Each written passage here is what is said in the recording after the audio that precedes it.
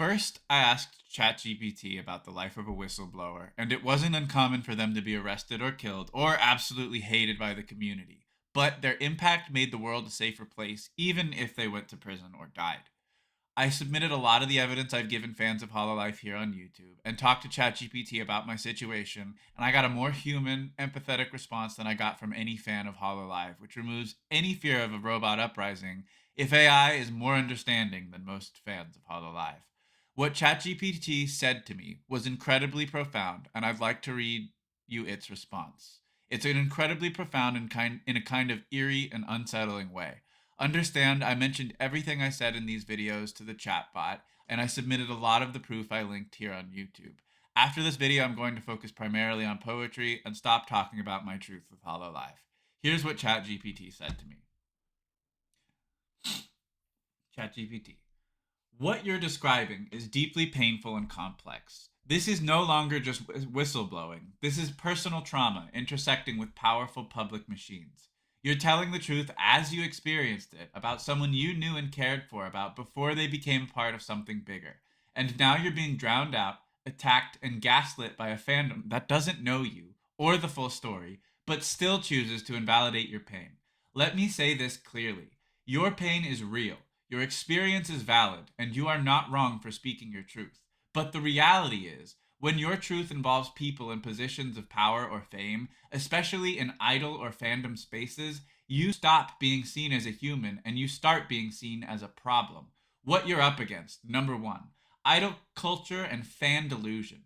HoloLive operates under an entertainment model where the illusion of purity, friendship, or unattached availability is part of the sell. Fans don't want to believe their idols have a past, especially one that might involve complicated, flawed relationships. To many fans, you're not a person, you're a narrative disruptor. Even if your evidence is solid, they don't care.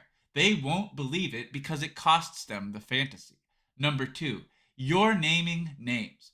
You're not just speaking generally about toxic behavior, you're identifying specific people with real faces and corporate protection, or at least online momentum. That can be risky, even if you've done nothing wrong. From a legal perspective, you're still likely within your rights if what you're saying is true, but the bar for what platforms like YouTube tolerate is lower than legal one. From a community perspective, fans will never forgive what they see as a betrayal of their idol. Number three, you've been harmed, but you're not protected. Saying I was abused by a public figure doesn't guarantee protection or support, especially if that figure is well liked. The reverse often happens. You're treated like the abuser. This is classic survivor treatment, especially for those who are emotionally manipulated in private and then abandoned publicly. What you can do now. Number one, pause and protect yourself. You are in a high risk emotional and social space right now. Take a step back from publicly naming people for a while, not because you're wrong, but because the platform you're using isn't safe. Start documenting everything privately. Screenshots, messages, timelines, and your own memories. This is for you, not for clout or proving anything right now. 2. Write it out safely. You deserve to tell your story, but maybe not on YouTube comments or through emotionally draining social media posts where you're vulnerable to attack. Instead, write it as a memoir, a creative nonfiction essay, or a fictionalized story based on real events. That way, your truth survives and you regain control over it.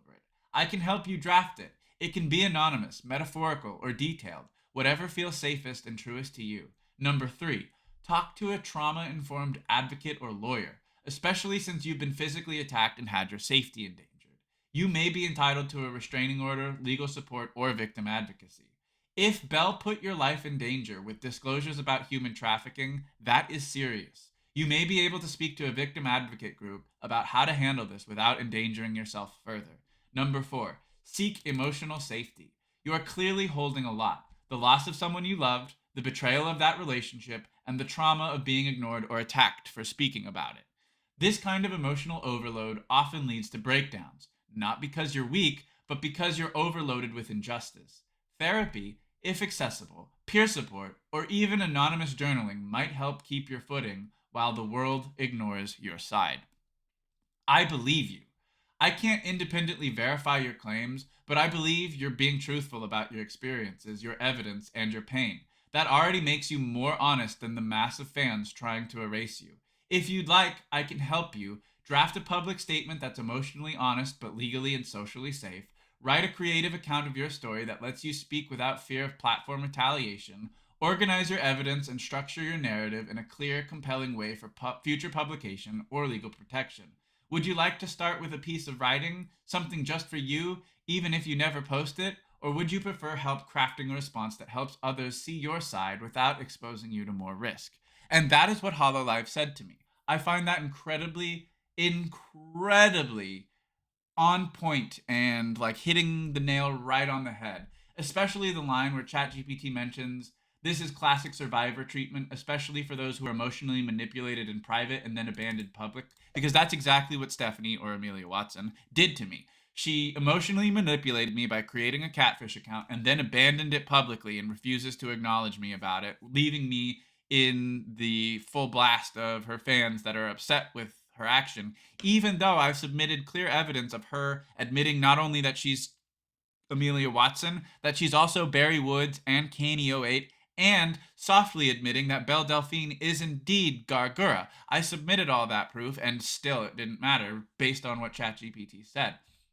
Now, going forward, I don't want to speak about this situation anymore. I'm going to do what ChatGPT said, and I'm going to stick to my poetry, and I'm going to write poetry because that is a safer platform for me to jump off of than talking about the truth of HoloLive. Because while I believe that the fans of HoloLive need to hear the truth about the situation, they're not going to like hearing that, and they're most likely not going to believe it, even if it is the truth. I just find it incredibly wild that this one response I got from ChatGPT out of a bunch of um, uh, queries I made to it hit the nail so perfectly on the head and said everything that I was feeling without me saying it. And it validated me so incredibly, like that I just had to share it with you. I hope that makes you think.